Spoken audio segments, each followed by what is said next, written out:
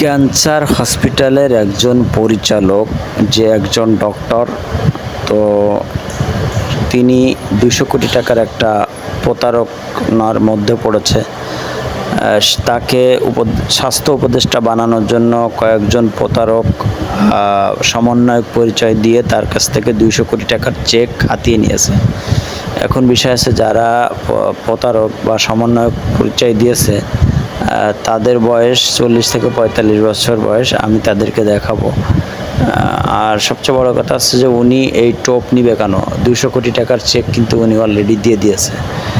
তো হয়তো সে ২০০ কোটি টাকা তার আছে, তা না হলে সে এই টোপ কখনোই নিত না। কিন্তু যখন এই জিনিসটা সংবাদ মাধ্যমে প্রকাশ হয়েছে, তখন সে সংবাদ মাধ্যমে সে বলতে চেয়েছে যে তার যে চেকগুলা সে দিছে, সেই চেকগুলা যাতে ফেরত পায়, এ ধরনের একটা চেষ্টা চালাইতে। আর এই যে সে ফ্রড বা বাটপার সমন্বয়ক, ইনি একজন আর ইনি একজন। যাই হোক, এনাদেরকে দেখে আমার মনে হচ্ছে না যে এনারা সমন্বয়ক, হয়তো কোনো প্রতারক দল। তো তাকে আইসে তার কাছ থেকে ২০০ কোটি টাকার চেক হাতিয়ে নিয়ে গেছে। এখন সে কান্নাকাটি করতেছে কিভাবে সে চেকগুলা ফেরত পাওয়া যায়। সে বাসা ভাড়া দিতে পারতেছে না, তার থাকার জায়গার মতো সম্পূর্ণ সম্বলটুকু চলে যাচ্ছে, এ ধরনের কথা বলতেছে।